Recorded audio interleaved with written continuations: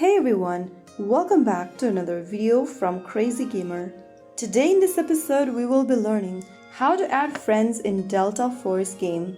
First of all, in order to add friends, launch the Delta Force game open on your device and make sure you are logged in to your account.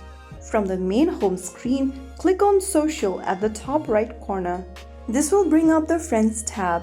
Click on Add at the bottom and then in the box at the top, type in an ID or your friend's name and search. Once you find the contact in the search result, tap the plus icon on the right corner of the contact and this will help you send the friend request to the chosen contact. You can also add many other friends from the recommended friends list. Simply tap the plus icon right next to their name to send them the friend request.